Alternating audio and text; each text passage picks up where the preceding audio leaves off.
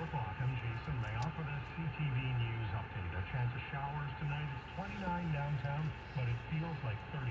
Weather details in minutes. Here's what's making news right now.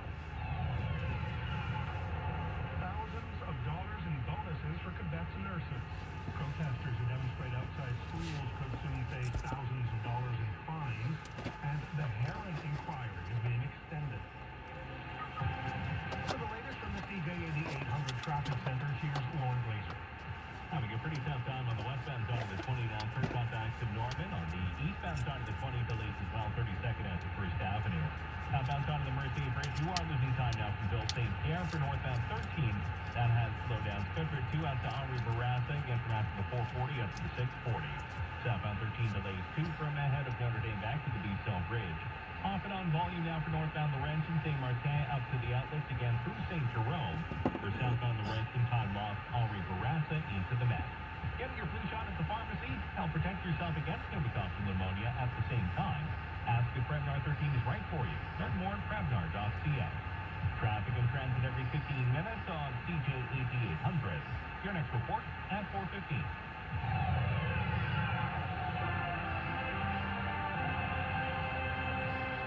In the news, Quebec nurses are in for some big bonuses over the next year. Full-time nurses in the public system and those who switch to full-time will get $15,000.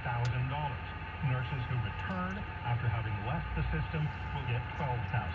Health Minister Christian Dubé says those bonuses are really just to entice nurses to stay and see the other changes they're working on in their collective agreements. The measures that have been designed in the collective agreement is that exactly what we've been asking for.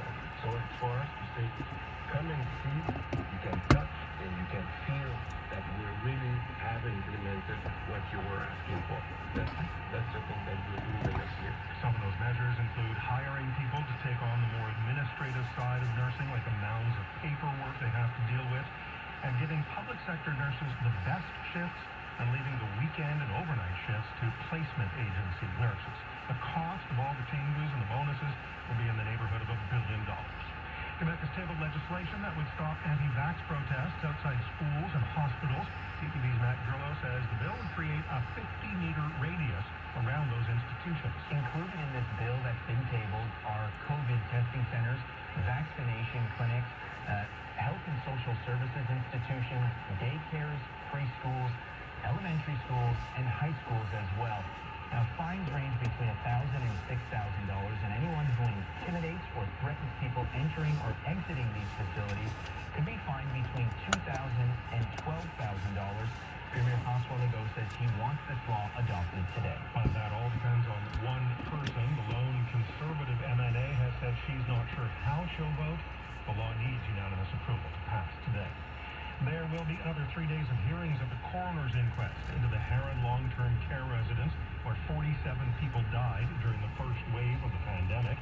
CTV's Matt Gilmore says testimony was supposed to wrap up today. The coroner began today's hearing by saying that she had a hard time sleeping last night because there are still so many unanswered questions. She wants to hear from 4 more people, and those witnesses will testify at the end of October. She also announced that she plans to review security footage from inside the Heron taken on March 27th, 28th, and 29th to see if the staff abandoned their posts and left the vulnerable residents without adequate care. She had originally refused to view that footage, saying it wasn't relevant to her investigation, but she says she changed her mind after thinking about the families of those who died.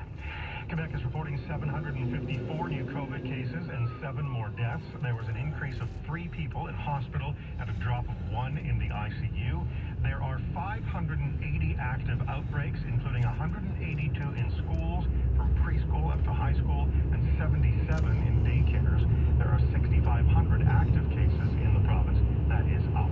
An alligator-infested swamp in Florida is the focus of a hunt for a man whose girlfriend was killed while on a cross-country trip with him. Using drones to look for any sign of riot laundry, teams are back in the Carlton Reserve. They are on what they call swamp buggies, high-water vehicles moving through the swampland. About 75 searchers are on the ground. North Port, Florida Police Commander Joe Fussell. So we need all this manpower and all the staff that we can grab. So far, they found no sign of laundry in that nature reserve. Alex Stone, ABC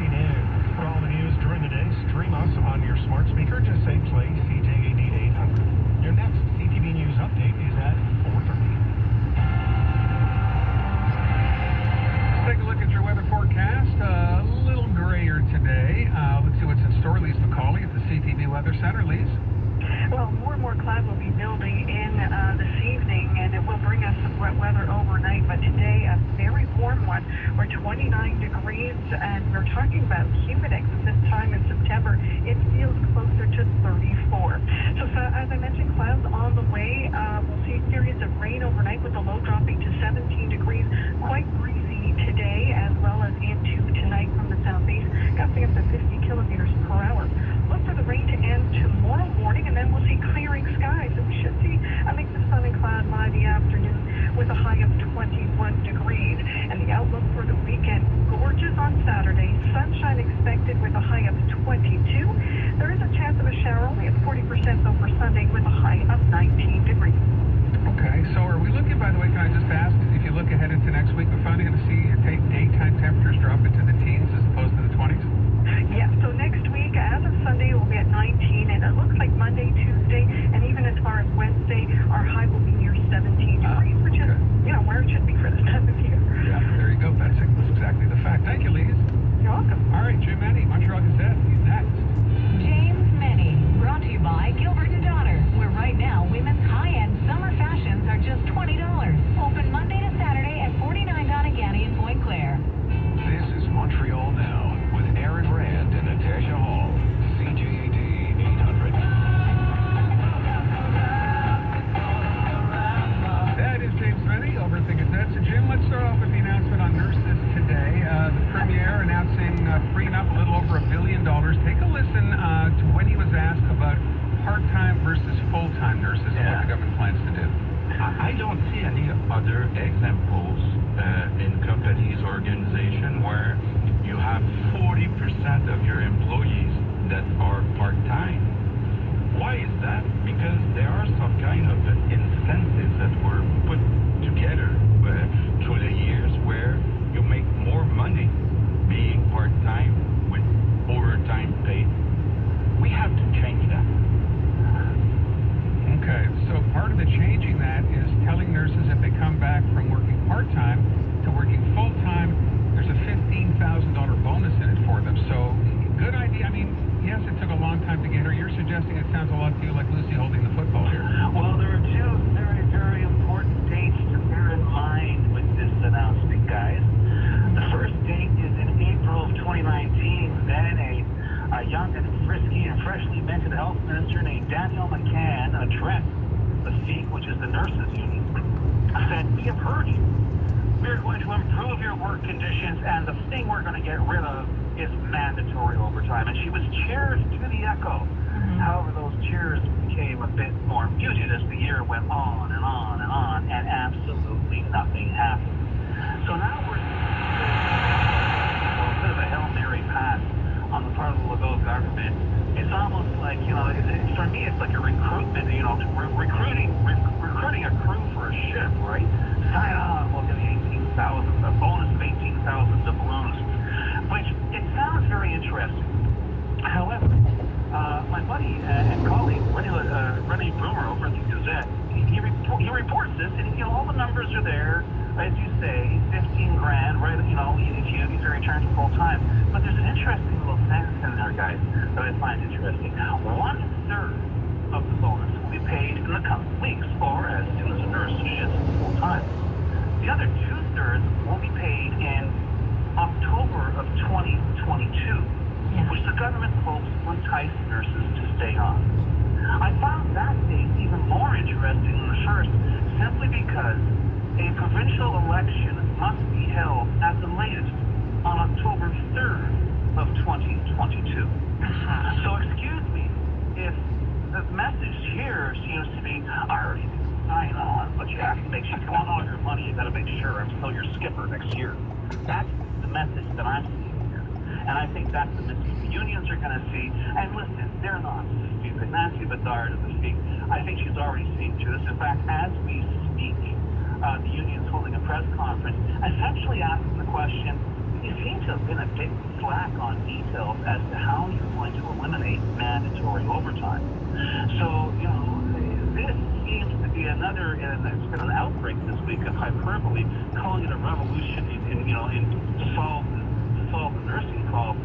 To me, the whole thing sounds a little bit suspicious, and quite frankly, and I don't do this very often, but I have to echo former Health Minister Gaetan Barrette, who before this announcement was went to Twitter and urged reporters, ask them how much it'll cost, because if they say it's less than $2 billion, they're talking through their hat. Well, wait, they're saying now just above $1 billion. He's saying twice that. Come on. You know, we have been, this is Quebec. Sorry. Realize that an estimate My is a bad. guideline. And it's not a very good guideline. You know what I mean? Yeah. It's like nothing here ever, nothing. It's like you go to a store. Imagine that. If Quebec was a store, you go in, you look at the price tag, right? And it's like, okay, this is not really going to be the price. It's going to be a lot more. But I got to find out before I put my cash down. Okay, fair enough. That's exactly how this works. I want to ask you, Jim, what Aaron asked me off the top of the show today, which, given that these bonuses are from $12,000 to $18,000 per nurse, is that enough to actually get someone to stay in the system, increase their hours to full-time, or come back to the system? Is that actually enough money as an incentive? As an incentive, listen, my first question was, are they going to slap tax on that? Sure. Great question. Because you slap tax on that, all of a sudden, that's a whole bunch less. Remember, that's spread over a year. Did you hear the part where I said you only get 1/3 of it to kick off? So it seems to me they know they have a crisis on their hands, and they have gotten away with pretending they were surprised that they were short 4,000 nurses, even though they have known for more than a year. It's been said out loud that we're missing 4,000 nurses. Now they're doing a face palm. We got to hire these people. Excuse me, if I, who have nothing to do with the nursing profession, express my skepticism, I can imagine the men and women who have put up with this government, and not just this government, but the whole healthcare system, which really is a train wreck. It has been for at least the last decade and a half. Turns around and says, here's a little bag of money if you come back. I can see some retired nurses coming back because apparently you're allowed to keep collecting your pension and your salary. Although at the end of the year, I don't even want to see your tax bill. All that said, will it work? I don't think so. I think Quebec's nurses, like Charlie Brown, have had the football snatched away too often by this government or any other government. And I have a sneaking suspicion this is not going to be the panacea that was described to us today. That's a shame. By the way, I understand we have Mr. Legault's reaction to that challenge by you that it would be over $2 billion, not really $1 billion to fix things. Mr. Legault? All right, then. All right, let's move on. It's Mr. Dubé, too. Was it also Mr. Dubé? They both thought it was funny. Yeah. Sorry, my bad. All right, let's move on here and talk about the question that I'm going to get to in just a second here, and that's the other big announcement provincially today. This is the new Bill 105, and this is all about anti-vax protesters where they can and can't do what they want to do. Yeah. Well, I have to tell you, the first thing, and I want to preface this by saying this is a proposed law. It will be subject to debate, I'm sure. It will be subject to amendment and to editing. And the final product may not resemble what we were told about today. But I have to tell you, when I saw the reports on what was contained in Bill 105, which has all of 5 articles, okay, I sort of kicked myself once again for not having the concession for cocktail napkins at the National Assembly, because, man, they write a lot of laws on these things, okay? We're talking about legislation. Yeah. We get that part. Anti-vaccine demonstrators. You got to be at least 50 meters away from a school or a hospital or a vaccination clinic or other health offices or a daycare center. But when you look at least what has leaked out of the National Assembly today, we're not just talking about anti-vaccination protests. We're also talking about protests which, as far as I can tell, has anything to do with the government's health policy. So I'm asking myself, gee, so if nurses who are fed up of, mandatory overtime caused by the government's health policies, caused by the pandemic, if they decide to picket, will that be banned? And does that ban apply merely to demonstrations within proximity to these installations or all the demonstrations? That part remains unclear to me. But I got to tell you, and it's very rare to find me in, a certain amount of agreement with the head of the Quebec Conservative Party. But yeah, and I mentioned this yesterday, boutique laws, specialized laws for the moment really, really worry me, because laws are not for the moment. Laws are supposed to be for good, or at least they should stand up. And if it's a law, and if it's supposed to be enforced, I think we need to have a lot more clarity on what's going on here, because this seems to be a very, very big sledgehammer to deal with a very specific and very well-identified problem. But Jim, with respect to this idea of a law will stay a law for whatever, is this part of what this bill contains, the idea that it will stay, I think I have the actual quote, that it will stay in effect until such time as this health crisis is over, or is that too vague, is what you're saying? Well, yeah, a little bit, because who knows when it's over. There are people out there saying this will never be over. It's just the severity that will lighten. And it also depends on how many people get their vaccination. It also depends on how many, whether or not some new variant's going to show up. But when I see that kind of open-ended, well, and even Legault today, he was trumped on that very question. Well, I let's take 30 days. Well, I remember when Jacques Parizeau said that the 9% sales tax increase was going to be temporary. And here we are.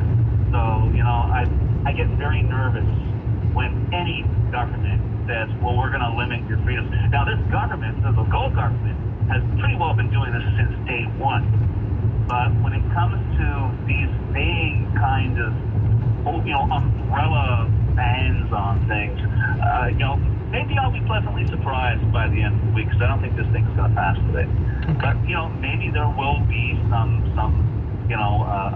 amendments, some fine-tuning that won't make this blanket ban on people who happen to disagree with, what the government is doing, rightly or wrongly.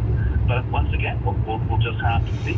You're talking not passing by virtue of one individual conservative member who's going to hold this thing up? Well, if everybody adopts it unanimously, it goes in, tell Kel. She said she won't. She said she won't support it. She won't support it. So there you go. So we're going to have a debate. We're going to have a reading of the bill. We're going to have to look at this thing, which, quite frankly, I don't think it's a very bad idea. Okay. Yeah, I'm with you. We'll find out what everybody else thinks, because that's the nature of my question coming up. Jim, thank you. Adam. James Money, the Montreal Gazette. Let's get to traffic. CJD 800 Traffic Center. Check on the drive and Lauren Glazer. Lauren?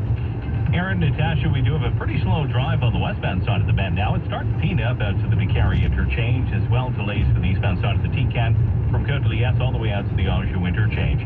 Difficult as well, southbound 25 Anjou into the tunnel. Eastbound Jean Lesage, you are losing time now from ahead of the 30 out to the 229. Inbound side of the tunnel delays as well, starting Mortagne back up to the interchange for northbound Vicari. That's a tough drive as well. Sherbrooke up to the top. Southbound Vicari delays starting at the top runs because St. Catherine for southbound 15. You're losing time as well between De La Vérendrye and the bridge. Earn your MBA from Queen's Smith School of Business right here in Montreal.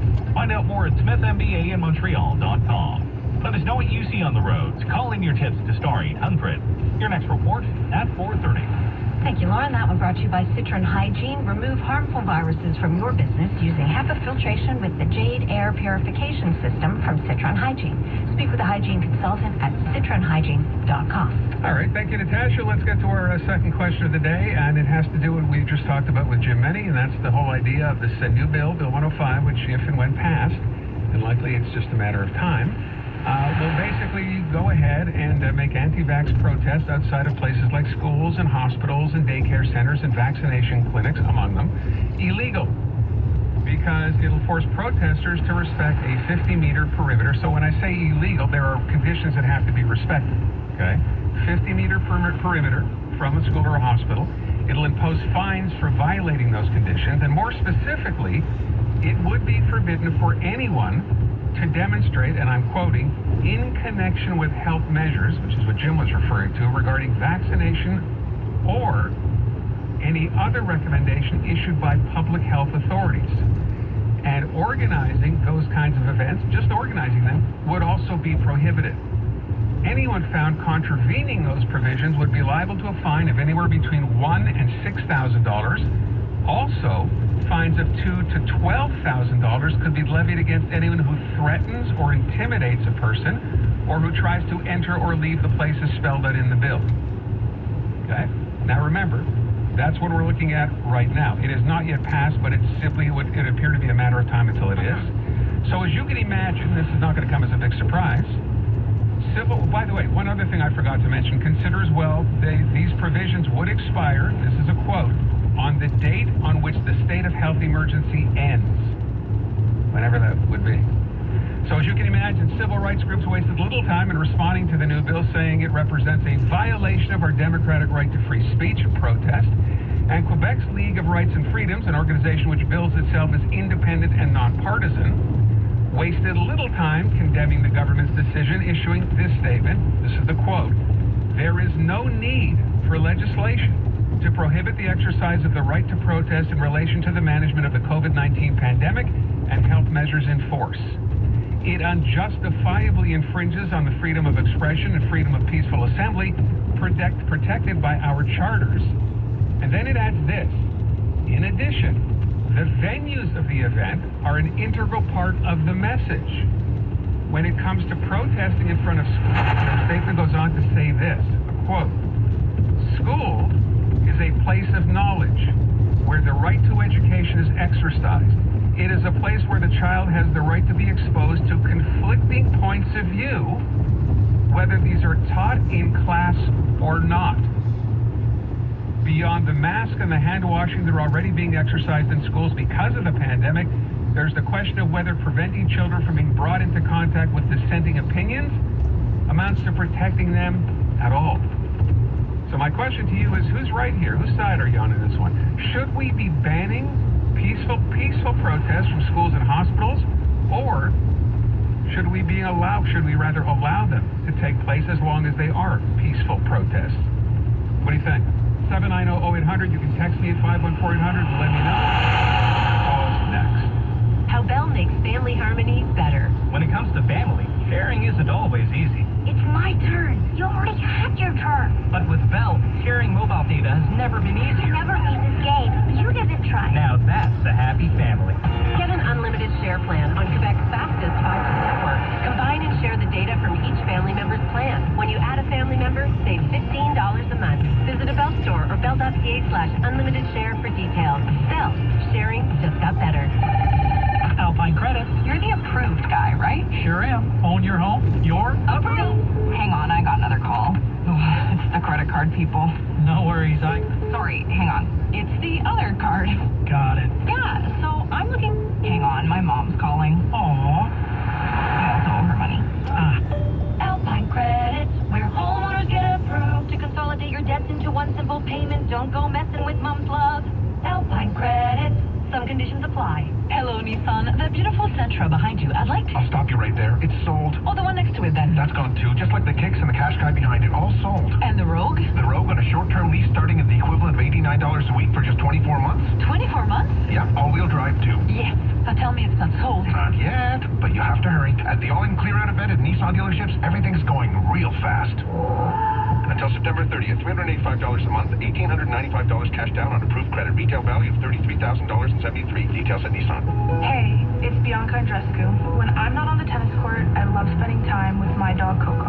But every year, there are over 100,000 dogs and cats in Canadian animal shelters who haven't found the joy of a forever home yet. Here's how you can help them.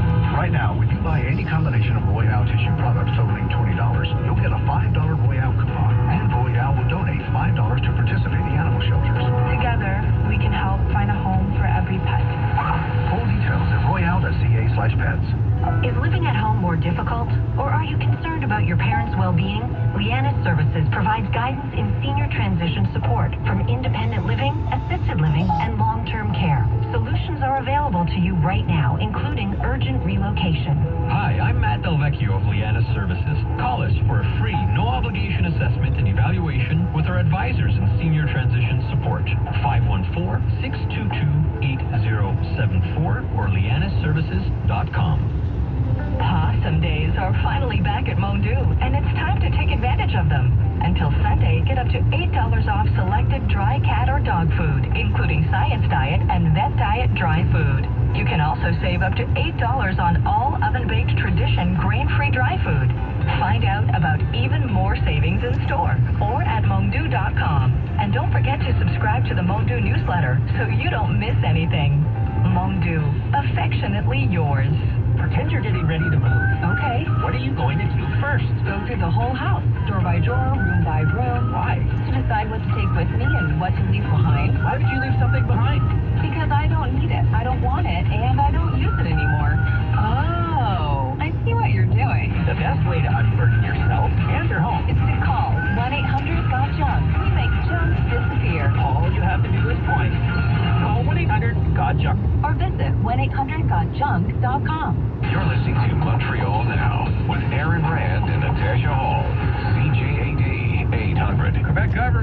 are getting set to impose a new bill, Bill 105, which will deal with those protests, the anti-vax protests in front of hospitals. They've now, of course, been in front of schools for the past week or two.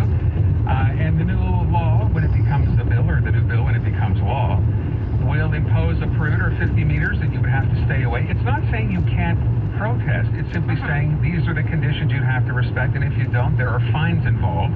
And I want to mention as well, the bill would also allow a judge to grant an injunction to prevent any act prohibited under the legislation, which means if you organize these things and it's discovered that you have organized it, that in and of itself would subject you to a fine.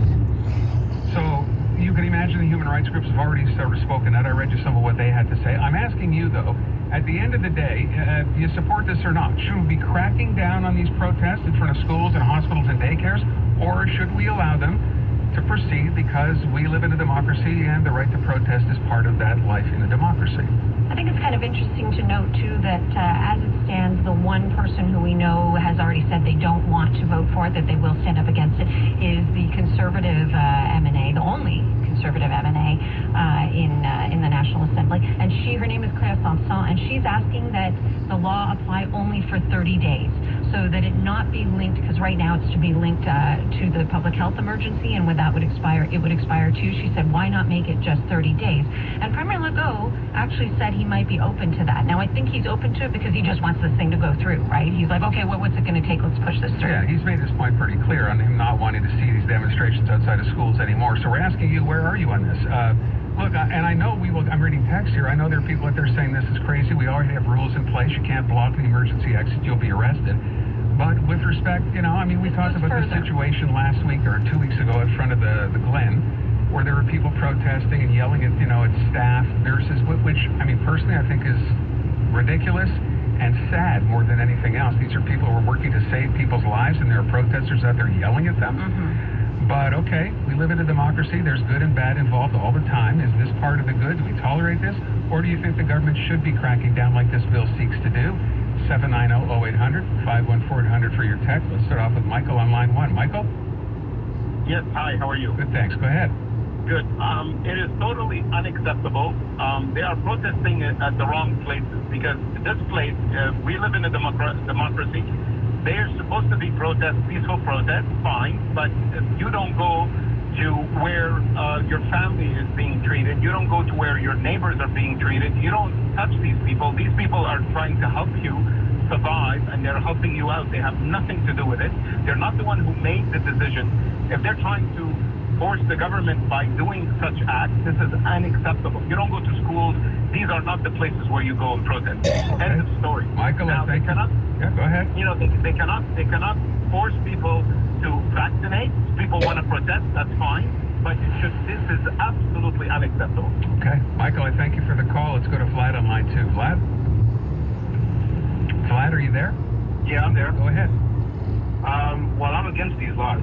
Completely. I'm against these laws. I think that if you want to stop people from protesting in front of schools and hospitals, that's one thing. But I don't know exactly. I heard you quick fast what you said. The rest of it, I think, is going way too far. Which is what?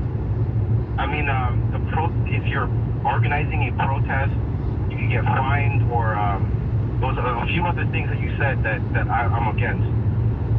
Okay, so Vlad, the laws already exist, right, to prevent protesting from blocking access to schools, hospitals, and clinics, including abortion clinics. So those already exist. This is just going a little bit further right now. So what part of it, what part of it do you have a problem with? Is kind of what I'm going for. Why do we need to go further than the laws that we already have in place? Well, you've seen the protest. The government obviously is bothered by them. You can be sure people have been calling the government asking them to do something. My kids in school, I don't like the fact that there are people outside that class standing yelling and screaming and doing whatever else. Yeah, it's intimidating for kids. And as I said, as the last caller said, really, is that the way you want to protest this? The fact that you don't like some of the government rules by yelling at doctors and nurses who are working to save lives? So, Vlad, you can understand some people don't think that's a very good way to do this, don't you? No, so then we're going to... I feel like it's a slippery slope that we're going down right now. And the thing about the hospitals, one thing I want to get clear, are there nurses protesting the measures also in that group, or is it just random anti-vaxxers protesting? I have no idea. I don't know who makes up those groups. From what I've seen, I haven't seen any nurses out there, but I know there are some nurses who still aren't vaccinated. There's some who are still anti-vax, so they could conceivably be part of that group. And be clear, they're still allowed to protest. They just have to be 50 meters away from entrances. Let's just leave it like that. Okay. And nothing else. Nothing else. Okay. That's it. So, and if you break the rule, you get arrested just like you would if you're blocking an emergency exit, is what you're saying. Exactly. If you break the law. But from what I see, they're not really breaking the law. Okay. I appreciate the call. Thank you, Vlad. I want to hear from you. What do you think? 790-0800, 514-800. The government just about to pass Bill 105, which would basically make anyone who wants to be out there in a protest in front of a school, a daycare center, a vaccination clinic, any of that, hospital, subject to fines. They have to maintain a 50-meter perimeter, and there are other fines attached to it